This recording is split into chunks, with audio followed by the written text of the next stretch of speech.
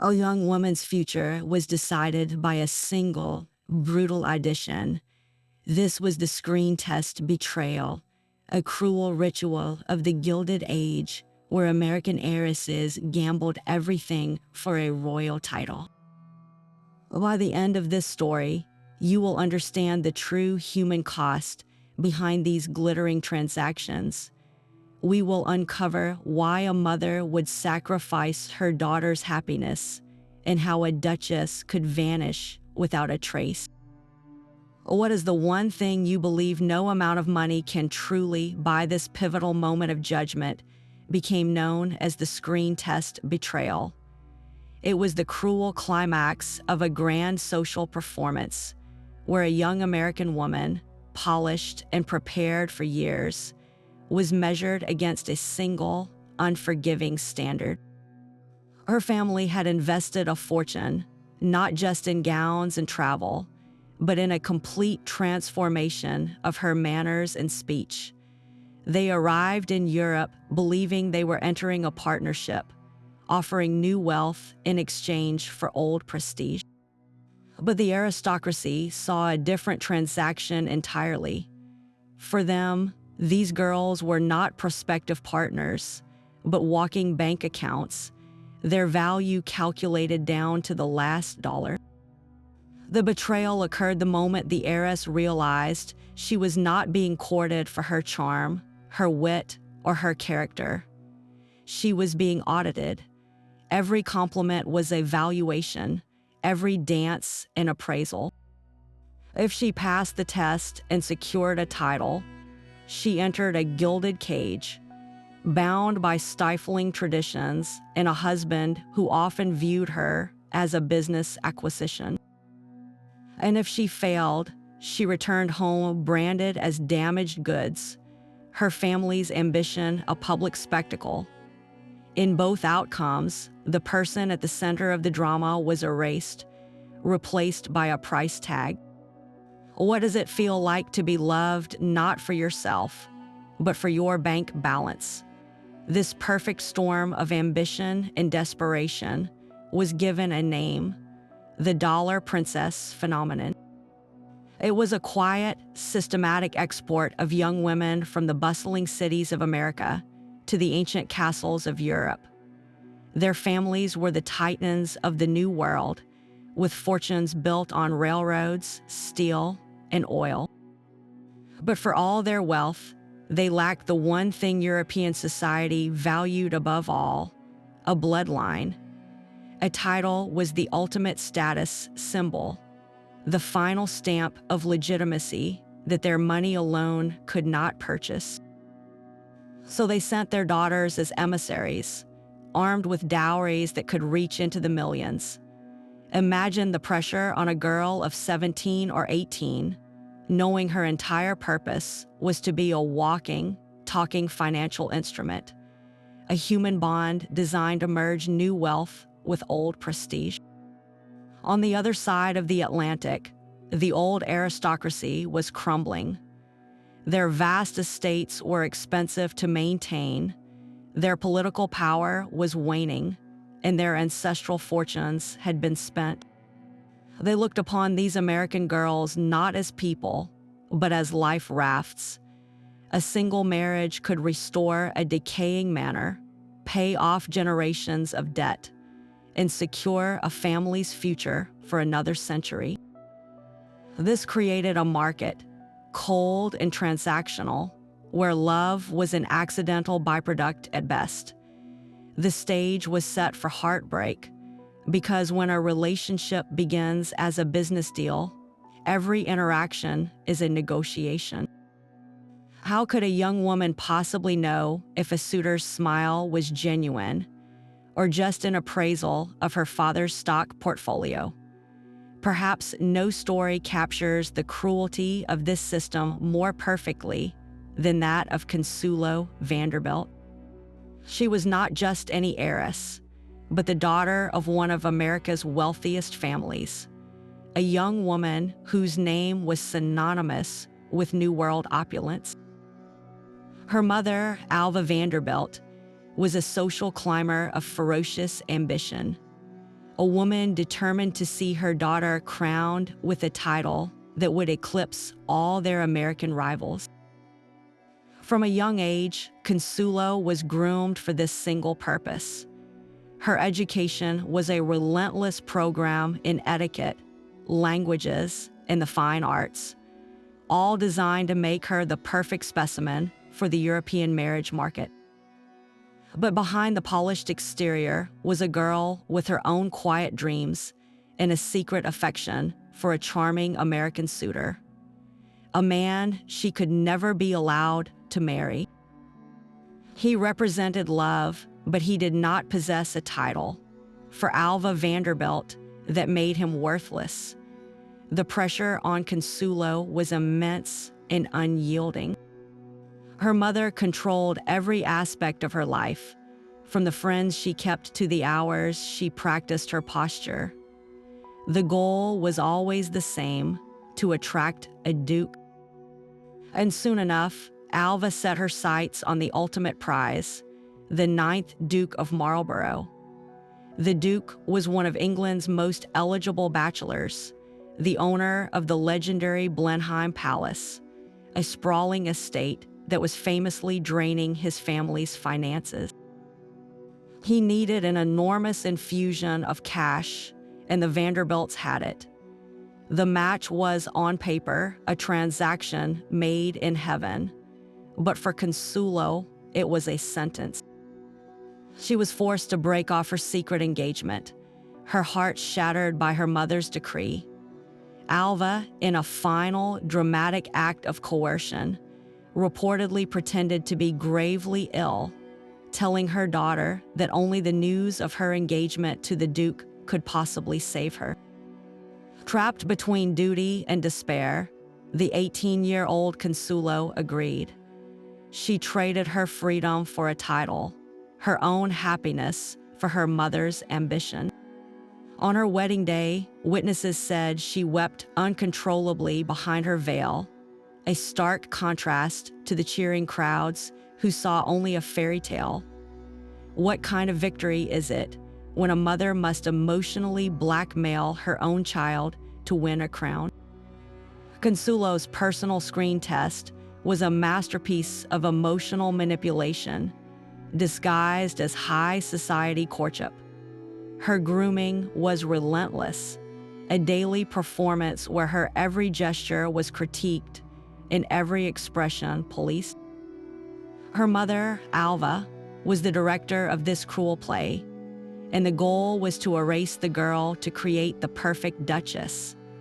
The climax of this private betrayal came when Consuelo was forced to sever her ties with Winthrop Rutherford, the American suitor she genuinely loved. He represented a life of her own choosing, a path built on affection rather than transaction. Alva would not allow it.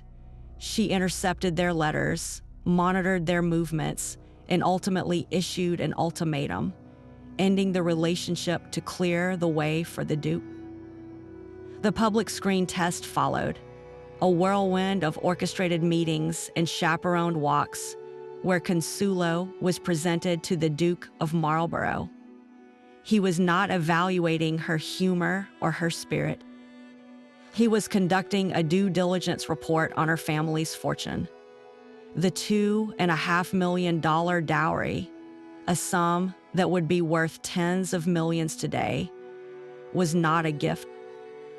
It was a specific, calculated payment to rescue his ancestral home, Blenheim Palace, from decay and debt. Their wedding in November of 1895 was one of the most lavish spectacles New York had ever seen. Crowds gathered to watch what they believed was a fairy tale, but inside the church, the reality was starkly different. Consuelo, draped in priceless lace and clutching a bouquet of orchids, cried so bitterly that her mother had to threaten her just to walk down the aisle. The ceremony was less a union of souls and more the signing of a corporate merger, with a cathedral for a boardroom and a bishop presiding over the exchange of a title for cash. The cheers of the crowd were for a fantasy, while the tears of the bride were for the life she had just lost forever. How do you measure the cost of a dream when the price is your own happiness? The gilded cage of Blenheim Palace quickly revealed its bars. Consuelo arrived in England as the new Duchess of Marlborough, expecting to find her place in a world of tradition and honor. Instead, she was plunged into the heart of a social circle known as the Marlborough House Set, a group orbiting the Prince of Wales, the future King Edward VII. This was not a world of noble ideals, but a playground for the bored and wealthy, where marital fidelity was considered dreadfully old-fashioned. For a young woman raised with strict American morals, the environment was a profound shock. Infidelity was not just common, it was the expected social currency, a game everyone played with a wink and a nod. Her husband, the Duke, had done his duty by securing her fortune. Now he expected her to do hers by producing an heir and then quietly fading into the background of his life. He was a distant, often cold presence, more interested in the restoration of his estate than in the well-being of his wife. He found her American manners and independent spirit vulgar, and he made little effort to introduce her to friends or make her feel at home. Consuelo was utterly isolated, a stranger in a strange land, trapped in a marriage that was a business contract and a social scene that celebrated deception. Her spirit, once filled with youthful hope, was systematically crushed under the weight of relentless British tradition and her husband's profound indifference. How do you maintain your sense of self when the very qualities that define you are seen as flaws in your new world? The cold walls of Blenheim Palace could not contain her growing despair. Consuelo's marriage to the Duke of Marlborough was a hollow performance from the start, a daily charade for the servants and the society pages. In private, they lived almost entirely separate lives. The Duke, having secured the Vanderbilt fortune, retreated into his own world, focusing on his political career and the restoration of his estate. He showed little interest in his wife beyond her duty to provide him with an heir. When she gave birth to 2 sons, her primary function in his eyes was complete. The loneliness was a constant, aching presence. She found the rigid British class system suffocating and was often snubbed for her American roots, her accent a permanent mark of being an outsider in the very world she was purchased to join. For years, she endured this gilded isolation, playing the part of the perfect duchess while her spirit withered. Yet, within this confinement, a quiet rebellion began to stir. She turned her energy outward, toward philanthropy, finding a purpose that her marriage never offered. She championed causes for women and children, establishing health clinics and educational programs. This work became her escape, a world where she was valued for her compassion and intelligence, not just her bank balance. It was through this work that she began to rediscover her own voice, the one her mother had worked so hard to silence. The facade of the perfect society marriage, however, was becoming impossible to maintain. Whispers of their mutual unhappiness grew into public gossip. The final undeniable break came when Consuelo fell in love with the French aviator and war hero, Jacques Balsan. This was not a discreet affair within the accepted rules of their set. This was a genuine emotional connection that threatened to shatter the entire carefully constructed illusion. The Duke, equally entangled in his own relationships, could no longer pretend. Their separation, and the divorce that followed in 1921 was a monumental scandal that echoed across 2 continents. It was a public admission that the grand transaction had failed. For Consuelo, the divorce was not a defeat, but a liberation. Freed from the title that had been her cage, she finally married Jacques Balsan, finding in him a true partner based on mutual respect and deep affection. In this second chapter of her life, she experienced the simple, profound happiness that had been denied to her as a young girl. Her story proves that even the most calculated betrayal does not have to be a life sentence. The price tag was removed, and the person, at long last, was finally seen. Long before Consuelo Vanderbilt's tears fell, another American girl set the standard for this transatlantic trade. Jennie Jerome was not a docile heiress waiting for a title to find her. She was a force of nature, a dark-haired beauty with a brilliant mind and a confidence that left London society utterly stunned. Her father, Leonard Jerome, was a self-made millionaire known for his love of fast horses and opera, and he raised his daughters to be just as vibrant and independent. While other girls practiced their curtsies, Jennie mastered the piano, spoke fluent French, and moved with an electric energy that was completely foreign to the reserved British aristocracy. She possessed a weapon more potent than any dowry, a dazzling personal magnetism. It was this very magnetism that captured the attention of Lord Randolph Churchill, the younger son of the Duke of Marlborough, at a yacht squadron ball in the summer of 1873. Their meeting was not a calculated interview, but a spontaneous combustion. They danced, they talked, and within 3 days, Lord Randolph proposed. The speed of their engagement sent shockwaves through London. This was not how the game was supposed to be played.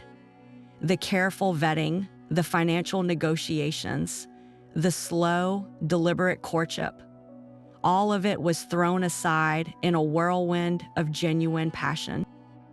For a brief, glorious moment, it seemed an American girl had beaten the system, winning a lord not with her father's money, but with her own irresistible spirit. Yet even this romantic beginning could not escape the cold realities of the market. The Jerome fortune, while substantial, was not the bottomless Vanderbilt treasury. Randolph's parents, the Duke and Duchess of Marlborough, were horrified. Their son, a Churchill, marrying an American with a father they considered little more than a flamboyant speculator. It was unthinkable. They immediately forbade the match. The screen test, it turned, was not just for the bride, but for her entire family lineage and the solidity of their wealth. The fairy tale engagement was suddenly suspended, hanging in the balance while frantic transatlantic telegrams debated the precise terms of Jenna's dowry. The passion was real, but so was the price tag. How could a love that started with such fire survive its first encounter with cold, hard cash? The whirlwind engagement was brought to a sudden, jarring halt.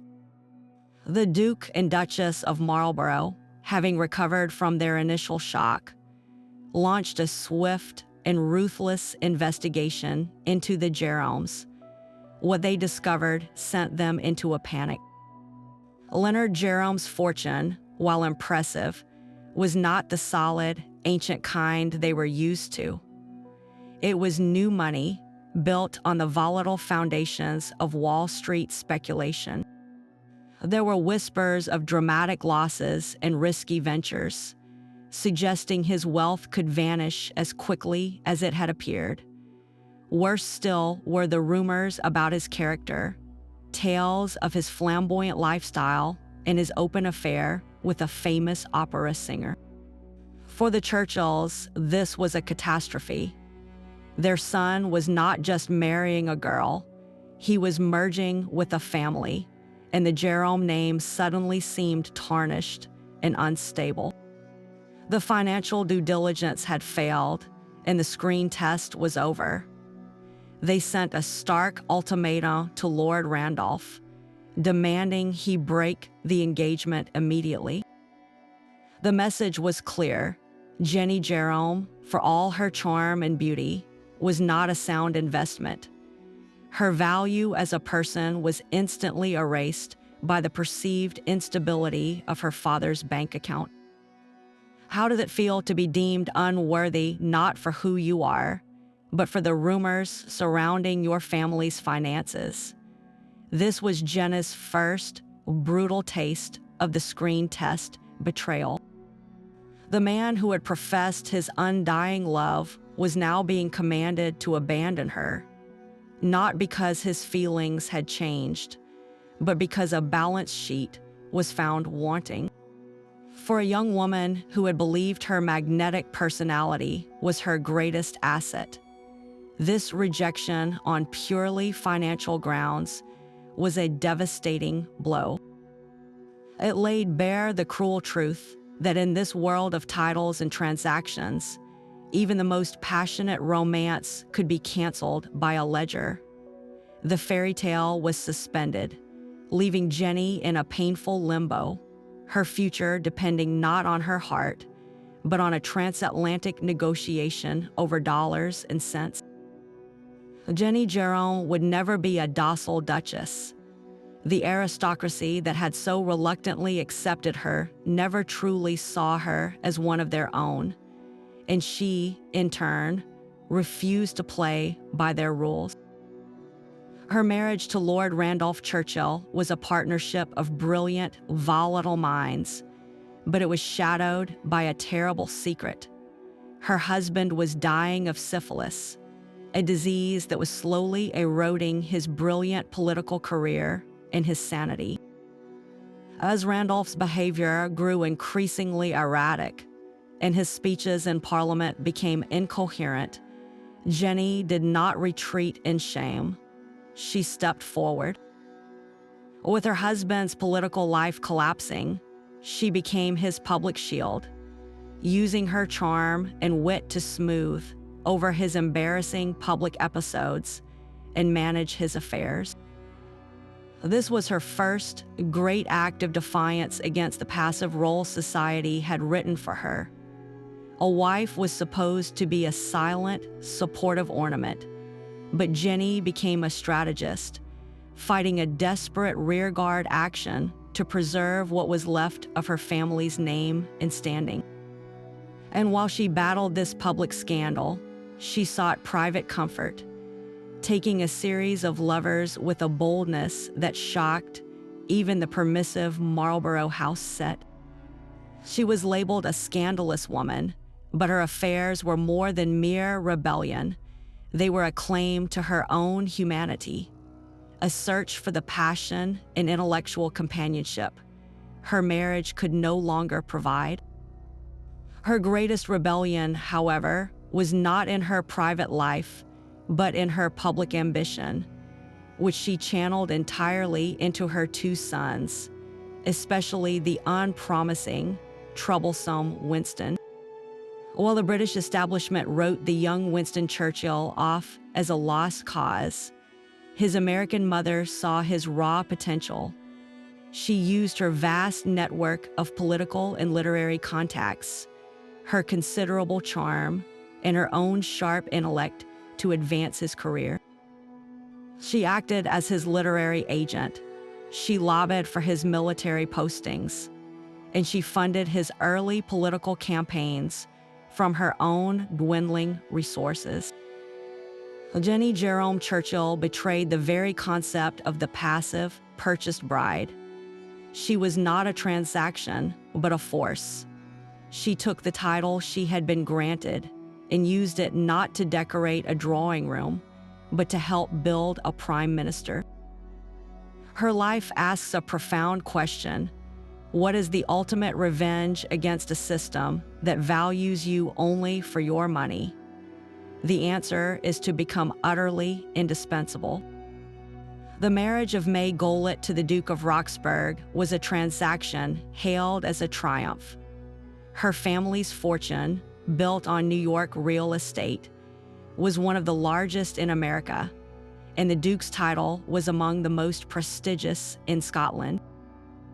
Their wedding in 1903 was a transatlantic spectacle, a glittering affirmation of the dollar princess dream.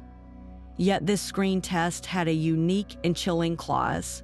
The stage for their life together was not a lively London townhouse, but Flora's castle, a vast and isolated fortress in the Scottish borders.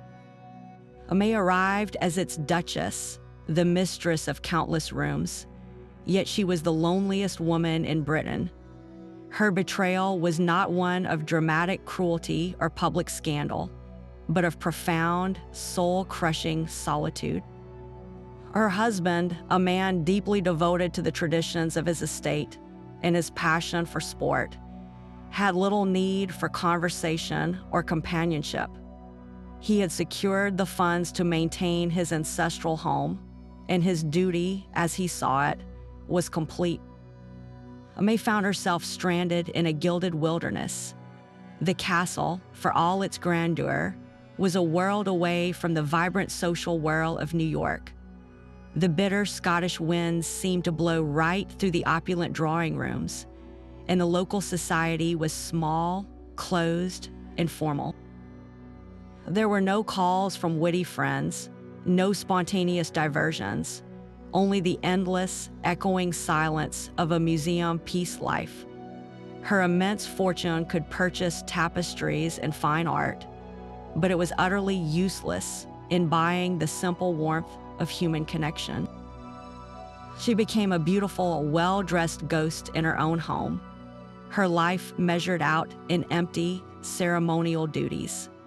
How do you fill the days when you are surrounded by splendor, but starved for a single genuine smile? The cruelest part of her screen test was the realization that she had not been hired for companionship, but for capital. She was the endowment that ensured the Duke's way of life could continue, and once that check was cashed, her role was effectively over. Her story is a haunting counterpoint to the dramas of Consuelo and Jennie, a quiet tragedy that asks a devastating question: is a betrayal of neglect any less painful than a betrayal of action? Flora Davis brought a fortune measured in millions to her marriage with the Earl of Dartry, a man whose title was his primary asset. Her story begins not with a grand courtship, but with a swift and efficient transaction. She was the daughter of a Pennsylvania coal magnate, a quiet, sheltered woman accustomed to a life of American comfort. He was an Irish peer with a crumbling estate and mounting debts. The marriage appeared to be a textbook example of the dollar princess trade, but it quickly twisted into something far darker. While other heiresses faced the coldness of a gilded cage, Flora encountered a calculated and systematic plan to erase her. The Earl did not merely want her money to restore his ancestral home. He wanted complete control over the fortune itself. The first step was isolation. Soon after their wedding, he whisked her away to his remote Irish estate, a world away from her family and the familiar streets of Pennsylvania. Her letters home became infrequent, then strangely formal, their tone shifting in a way that worried her relatives. It was as if the vibrant young woman they knew was being slowly hollowed out, her personality replaced by a distant, scripted voice. What happens when the person you love reveals their true goal is not your companionship, but your complete subjugation? Flora's family grew increasingly alarmed as their attempts to visit were repeatedly blocked with flimsy excuses. The Earl painted a picture of a woman who was delicate, who needed peace and quiet, who was not fit for travel or the strain of family gatherings. He was constructing a narrative, carefully laying the groundwork for a much more sinister act. The final, terrifying step in this betrayal was the declaration that Flora Davis was insane. With her isolated from her allies and under his total control, the Earl leveraged the terrifying legal powers of the era. A wife could be committed to an asylum on little more than her husband's word, her fortune and her freedom stripped from her in one devastating legal maneuver. The vibrant heiress simply vanished from public view. Rumors swirled of her confinement, of being locked away while her husband lived comfortably on the wealth she had brought to the marriage. Her ultimate fate remains one of the Gilded Age's most haunting mysteries. Did she succumb to the despair of her imprisonment, or did she manage some form of escape, living out her days under a new identity? We may never know. Her story forces us to ask a chilling question. In a world that treated women as financial assets, what was to stop a man from disposing of an asset once its value had been transferred? For the actress and the showgirl, the screen test was a far more dangerous game. These women were not heiresses offering fortunes, but performers offering their brilliance and beauty directly to the highest bidder, royalty itself. Theirs was a betrayal of intimacy, where the audition took place in the private chambers of a palace, and the price of failure was not a quiet retreat home, but public ruin. Lillie Langtry, a celebrated actress from Jersey, captivated London society, and most famously, the Prince of Wales himself. She was witty, stunningly beautiful, and possessed a magnetic stage presence that made her the talk of two continents. For a time, she was his acknowledged favorite, showered with gifts and attention, a star not just on the stage, but in the very heart of the British establishment. But when the prince's interest inevitably waned, as it always did, the protection of the crown vanished with it. She was left exposed, her name permanently linked to scandal, her respectability a casualty of the affair. The very fame that had made her attractive to royalty now magnified her fall from grace. How do you rebuild a reputation when it has been a plaything for a prince? Across the channel, the legendary French actress Sarah Bernhardt faced a similar, chilling calculation. Her affair with the Belgian Prince de Ligne was a passionate, very public drama. He was utterly enchanted by the tempestuous star, but his powerful family was horrified. An actress was not a suitable companion for a prince. She was a professional entertainer, a woman of questionable virtue in their eyes. When the relationship threatened to destabilize his position, the prince was forced to choose between his heart and his duty. He chose his title. Sarah Bernhardt, one of the most famous and powerful women in Europe, was unceremoniously discarded. The rejection was a brutal reminder that no amount of personal fame or talent could erase the stain of her profession in the eyes of the old aristocracy. For these women, the ultimate betrayal was the realization that they were not seen as partners or even as permanent fixtures.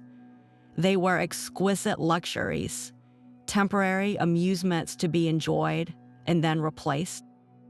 Their careers, which they had built with sheer force of will, became the very reason they were deemed unfit for a lasting place in a royal world.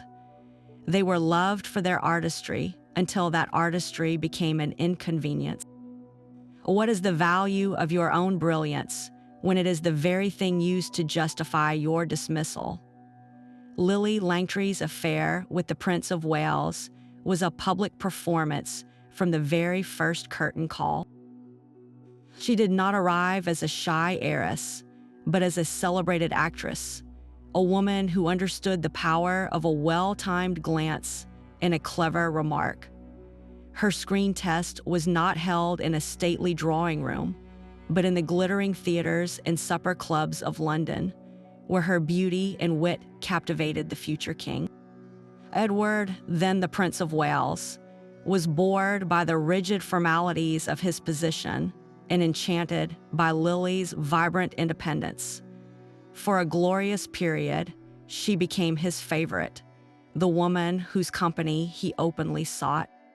She was painted by famous artists, celebrated in gossip columns, and welcomed into a world that had never before accepted an actress as a social equal. It seemed she had rewritten the rules, achieving influence through personal charm rather than a father's fortune. But the script for these royal dalliances was always the same. The prince's favor was a fickle spotlight, and it was only a matter of time before it swung toward a newer, more intriguing star. When his interest waned, the protection and social acceptance she had enjoyed evaporated overnight. The very notoriety that had made her fascinating now made her vulnerable. She was a scandal, a former favorite, and the doors that had once swung open so easily began to close. Yet Lillie Langtry was a performer to her core, and she understood that every exit is also an entrance. Instead of fading into disgrace, she leveraged the one thing the affair had given her in abundance: fame. She turned the notoriety into a brand, embarking on a triumphant theatrical tour of the United States, where audiences flocked to see the woman who had enchanted a prince. She managed her own career, negotiated her own contracts, and built a financial independence that few women of her time could claim. Her ultimate revenge was not in clinging to a lost title, but in transforming a personal betrayal into professional power. She proved that while a prince could discard a mistress, he could not dim the star she decided to become. What do you do when the role you were cast in suddenly ends? You write your own next act. While American heiresses faced the cold calculation of a financial screen test, their British counterparts discovered a betrayal of an entirely different magnitude. The story of the Buxton sisters reveals a trapdoor hidden beneath the gilded stage of European marriage, one that snapped shut with the thunder of a world war. These women were not outsiders buying their way in. They were daughters of the British elite, marrying into the noble houses of Germany with the full blessing of their families and their country. They had followed the rules of the game, uniting two powerful nations through bonds of blood and title.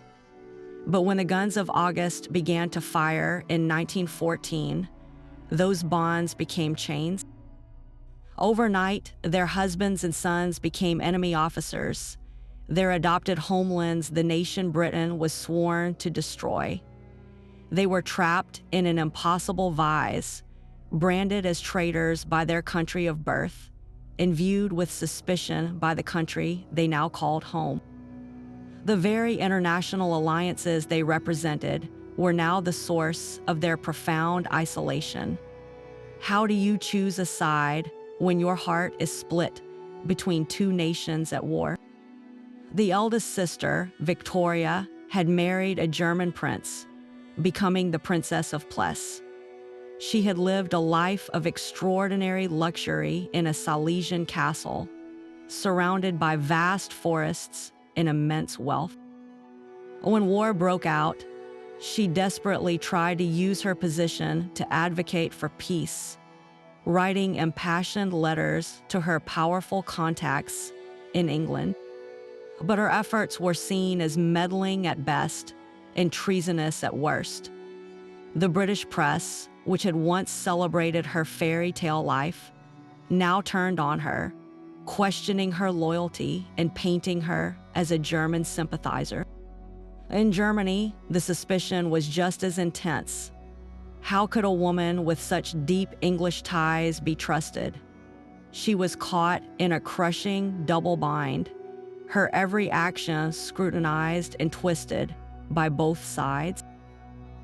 Her title, once a symbol of prestige, became a cage of conflicting allegiances.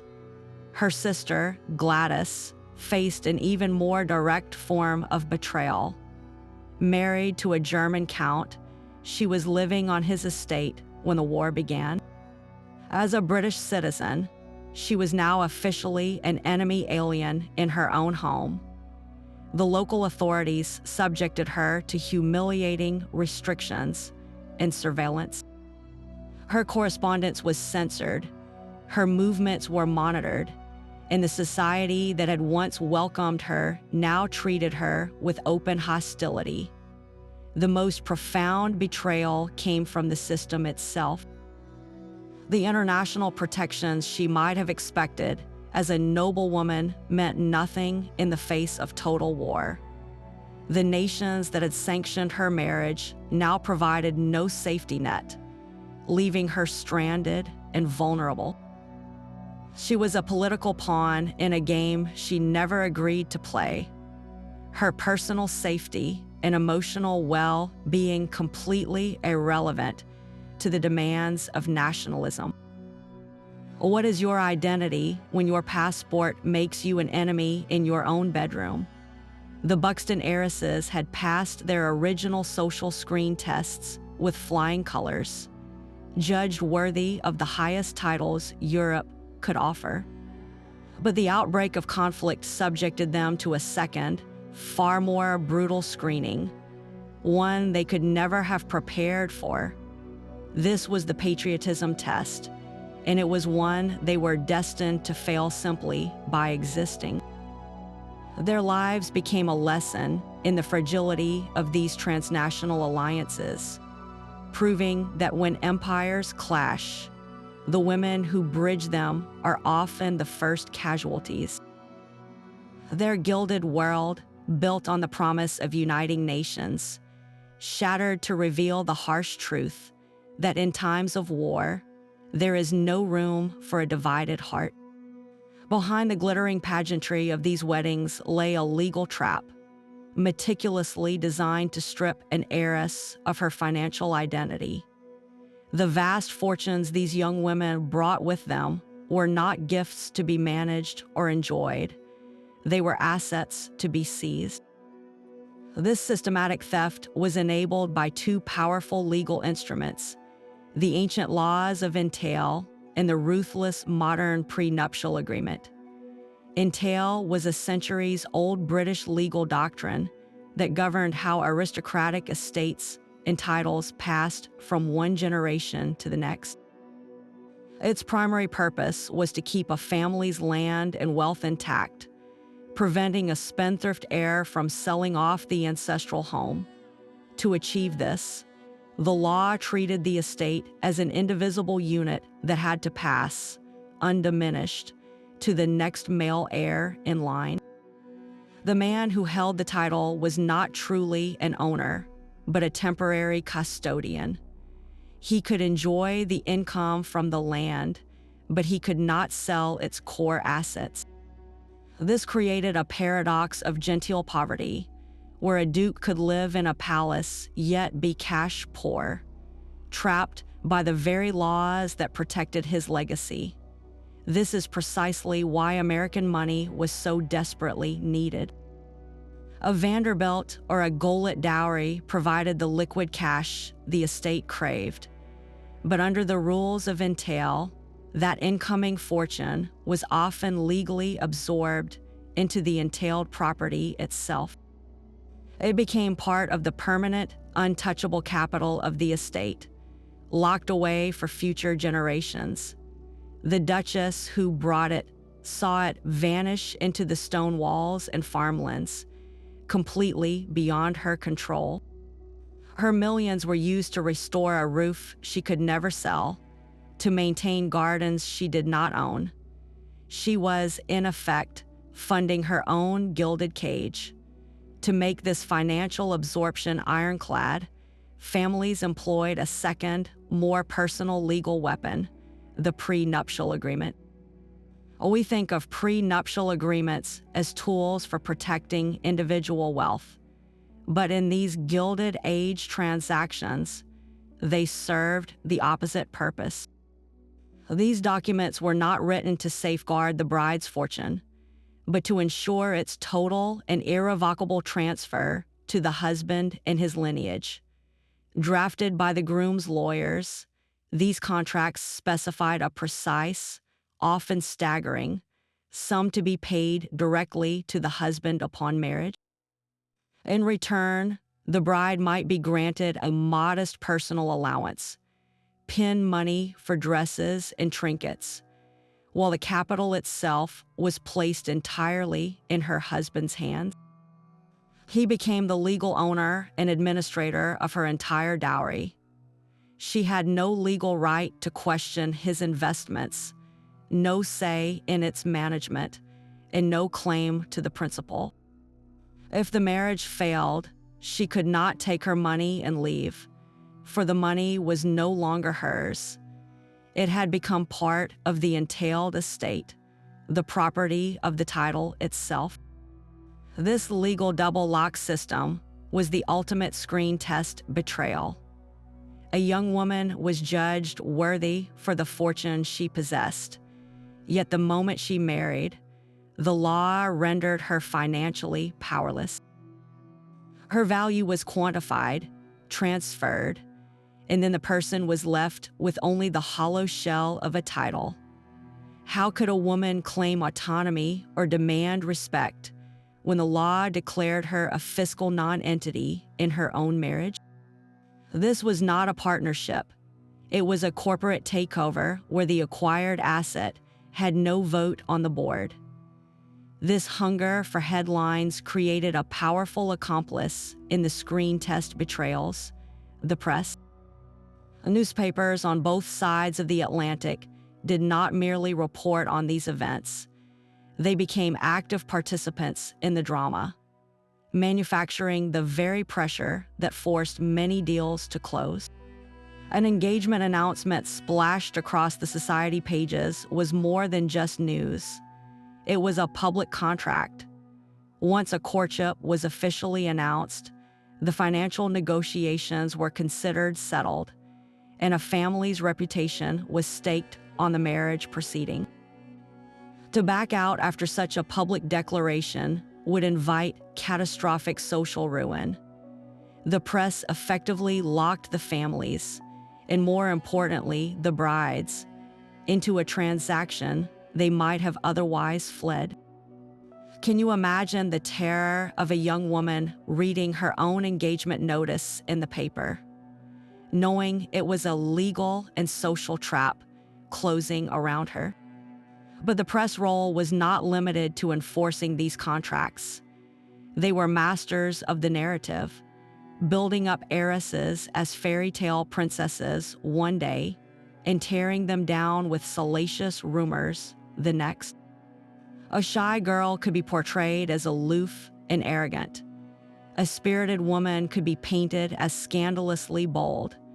The slightest misstep at a ball, a whispered comment, or a disapproving glance from a dowager could be twisted into a front-page story questioning her fitness for a title.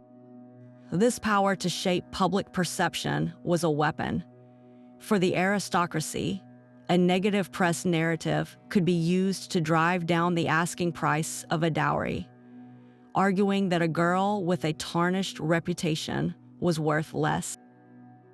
For the heiress, it was a relentless, unforgiving scrutiny that turned her most private heartbreak into a public spectacle sold for profit. Her tears were not a private sorrow, but a commodity for the morning edition. In this gilded arena, the press held the magnifying glass, and they were paid by the inch to watch the ants burn. Alva Vanderbilt was not merely a mother. She was a master strategist in a brutal social war. Her ambition for her daughter Consuelo was not a simple desire for status. It was a calculated campaign to conquer the one battlefield where the Vanderbilts remained outsiders, the European aristocracy. She became the primary architect of her daughter's screen test, meticulously designing every aspect of the performance. From the cut of a gown to the inflection in her voice, Consuelo was sculpted into the ideal product for a very specific market. But this process required a profound initial act of betrayal, the systematic dismantling of the girl's own will. Alva had to first convince her daughter that her own dreams were irrelevant, that her personal affections were a threat to the family's grand destiny. The secret courtship with Winthrop Rutherford was not seen as a youthful romance, but as sabotage, a rebellion that had to be crushed for the greater good of the Vanderbilt name. When Alva feigned a life-threatening illness to force the engagement to the Duke, she was deploying the ultimate emotional weapon. She was not just asking for obedience. She was demanding her daughter sacrifice her own heart as proof of her loyalty. A mother's love, the one force a child relies on for unconditional support, was twisted into a lever for control. How do you say no when your refusal might literally kill the person who gave you life? This was the puppeteer's cruelest trick, making the strings feel like embraces. Alva saw herself as securing her daughter's future, but in reality, she was trading Consuelo's present happiness for a title that would become a gilded weight. She set the stage, directed the action, and then watched as her creation walked down the aisle, weeping behind a veil of Vanderbilt lace. In this transaction, the mother was the first and most devastating betrayer, because her role was supposed to be one of protection, not procurement. The weight of a price tag is a silent, crushing burden. Beneath the diamond tiaras and the rustle of silk gowns, these women endured a private agony that no amount of money could soothe. The constant knowledge that you are a transaction, a beautiful object purchased to settle a debt or restore a roof, eats away at the soul. Imagine the relentless whisper in your own mind during every conversation, at every ball. Is he smiling at me or at my father's bank balance? This commodification bred a unique form of despair, a deep and abiding loneliness that persisted even in the most crowded rooms. They were surrounded by people yet utterly alone, because no one was there for the person trapped inside the gilded shell. The expectation to perform contentment was relentless. Society demanded a flawless facade, a living portrait of the fairy tale they had all been sold. A duchess could not be seen as unhappy. A princess could not admit to being lonely. So they learned to smile through the isolation, to laugh while feeling hollow, to project an image of perfect bliss while navigating a profound inner emptiness. This dissonance, the chasm between their public performance and their private reality, was a fertile ground for anxiety and depression. We have clinical names for these states now, but then it was often dismissed as melancholy or a delicate constitution, a personal failing rather than a rational response to an untenable situation. The lavish surroundings became a constant reminder of their own powerlessness. The gold leaf on the ceiling, the vast landscapes outside the window, all of it was purchased with their own inheritance, yet they controlled none of it. Every opulent detail underscored the fact that they were the most valuable and the least empowered objects in the room. For some, the psychological strain manifested in mysterious, debilitating illnesses that confined them to their chambers. For others, it was a quiet, desperate ache that never faded. How long can you pretend to be happy before you forget what happiness actually feels like? Their world demanded a perfect performance, and the greatest tragedy was that the audience never knew they were watching a tragedy. These palaces were not homes, but magnificent prisons of stone and guilt. A young American bride would arrive, her heart still holding a flicker of hope, only to be swallowed by the sheer, overwhelming scale of it all. Blenheim Palace was not a cozy residence. It was a national monument, a sprawling testament to the Churchill lineage that demanded constant upkeep and reverence. Its endless corridors echoed with the footsteps of servants and the whispers of ancestors, but rarely with the sound of companionship. The rooms, for all their opulent decoration, were cavernous and perpetually cold, their high ceilings making a single human figure feel impossibly small and insignificant. These estates were the ultimate symbols of the transaction, made literal. The Vanderbilt millions had been converted into restored marble floors and re-leaded windows, a transformation the new duchess had to walk upon and look through every single day. She was living inside the physical manifestation of her own price tag. Her husband, having secured the funds, often felt his own duty was complete.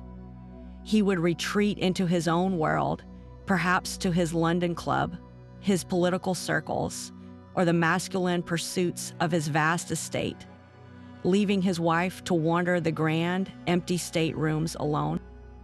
At Flora's castle in Scotland, the isolation was even more profound for May Gowlett. The castle was a fortress of solitude, set against a dramatic but lonely landscape. The howling wind off the Scottish moors was a constant companion, a mournful sound that underscored her separation from the vibrant, noisy world of New York. She could host a formal dinner for 50 people in the grand dining hall, yet spend the following week without a single genuine conversation. The estate was a self-contained universe, and she was its beautiful, isolated queen, ruling over a kingdom of silence. How do you find warmth in a room designed to impress, but never to embrace? The very grandeur of her surroundings became a daily reminder of her purpose. She was the endowment, the human key that kept the great machine of the estate running for another generation.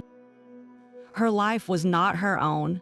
It was a decorative feature, as carefully arranged and as quietly observed as the priceless vase on the mantelpiece.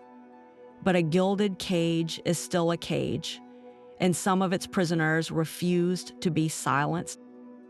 For every story of quiet despair, there is another of defiant rebellion, a testament to the human spirit that could not be fully purchased. These women discovered that their greatest power lay not in the fortunes they brought, but in the courage they found within themselves. Consuelo Vanderbilt, after years of silent misery, finally broke her chains. Her divorce from the Duke of Marlborough was not a surrender, but a declaration of independence. She shed the title that had cost her her youth and reclaimed her own name, a radical act for a woman of her station. But her rebellion did not stop there. Freed from the suffocating role of duchess, she channeled her energy and resources into meaningful activism. She became a powerful advocate for women's suffrage and social reform, founding health clinics and educational programs that improved countless lives. In this work, she was no longer an ornament, but a force for change, valued for her mind and her compassion. Her life became a powerful rebuke to the transaction that had defined her, proving that a person's true worth is measured by their impact on the world, not by the title they hold. Jennie Jerome Churchill's rebellion was of a different, more flamboyant kind. She never accepted the passive role assigned to a nobleman's wife. While her husband's illness and scandal threatened to engulf the family, Jennie took control. She managed his affairs, defended his reputation, and with breathtaking audacity, launched the career of her son, Winston. She used her wit, her connections, and her own literary talents to push him into the spotlight, acting as his unofficial campaign manager, editor, and chief strategist. Simultaneously, she lived her personal life with a boldness that defied convention, taking lovers and engaging in business ventures that were considered utterly scandalous. She was criticized and gossiped about, but she refused to be shamed into submission. Jennie understood that the ultimate revenge against a system that valued her only for her money was to become utterly indispensable on her own terms. She was not a purchased bride. She was a creator of prime ministers. How do you defeat a system designed to erase you? You become so brilliantly, uncompromisingly yourself that you rewrite its rules. Their private heartbreaks did not remain locked away in palace corridors. The quiet desperation of these women, their fortunes legally stolen by the very titles they married, began to echo through the halls of government. The staggering injustice of a system that could declare a woman insane to seize her wealth, or absorb her multi-million-dollar dowry into an entailed estate she did not own, could no longer be ignored. These high-profile scandals gave a human face to a universal problem. If a Vanderbilt or a Gilded could be rendered penniless by the law, what hope did an ordinary shopkeeper's daughter have? This public outrage became the fuel for a monumental legal revolution, culminating in a series of laws known as the Married Women's Property Acts. These acts were a direct assault on the ancient legal doctrine of coverture, which held that a woman's legal identity was absorbed by her husband's upon marriage. Under coverture, a wife could not own property, sign contracts, or keep her own wages. Everything she had or earned belonged to her husband. The new laws sought to dismantle this feudal system, brick by brick. The first major breakthrough in Britain came in 1882 with the Married Women's Property Act. This landmark legislation finally allowed a woman to be the legal owner of the property and wages she brought into the marriage or earned thereafter. She could now buy, sell, and bequeath her own assets. For the first time, the law recognized a wife as a separate financial entity from her husband. This was not just a legal adjustment, it was a philosophical earthquake. It affirmed that a woman was not mere property herself, but a person capable of managing her own affairs. Across the Atlantic, similar reforms had been taking root state by state, beginning as early as 1839 in Mississippi. The public spectacle of American heiresses being financially devoured by the European aristocracy added a powerful nationalist impetus to this movement. It was a stark warning of what could happen when women were financially powerless. The movement asked a simple, profound question. How could America, a nation built on independence and enterprise, allow its daughters to become financial prisoners in their own marriages? The legal reforms were a declaration that a woman's money was her own, a fundamental right that no marriage contract could erase. This was the ultimate revenge of the dollar princesses. Their personal tragedies, played out on a global stage, helped change the law for millions of ordinary women. The Gilded Cage, for all its isolation, had been put on public display, and the world was so horrified it decided to change the locks. The echo of that gilded audition chamber has never truly faded. We have simply replaced the palace ballroom with the glow of a smartphone screen. The modern screen test betrayal plays out daily, not for a ducal coronet, but for viral fame and influencer status. Consider the reality television star, polished and prepped for a different kind of royalty, the fleeting crown of public adoration. They offer up their most personal moments, their heartbreaks and conflicts, in exchange for a shot at fame. The producers and the network are the new aristocracy, holding the power to anoint or destroy. A contestant is not valued for their authentic self, but for their ability to generate drama, their marketability, their willingness to be a pawn in a manufactured narrative. The betrayal comes when they are voted off the island or edited into a villainous caricature, their humanity reduced to a ratings point. They are loved for their utility and discarded the moment the storyline demands it. How is this any different from a duke calculating a dowry? The currency has changed from dollars to clicks, but the transaction is just as cold. The social media influencer who meticulously curates a life of luxury only to secure a proposal from a wealthy heir is walking the same tightrope as a Gilded Age heiress. Her value is quantified in followers and engagement rates, a modern-day dowry that proves her worth to a new money dynasty. The courtship is documented in a series of perfectly filtered posts, a public performance where every romantic gesture is also a brand deal. But what happens when the followers dwindle or the public's interest shifts? Is the relationship built on a foundation of genuine affection or on the cold calculus of cross-promotion and market reach? The humiliation, when it comes, is just as public. A viral post can dissect the relationship's demise with the same brutal efficiency as a 19th century gossip column, turning a private heartbreak into a global talking point.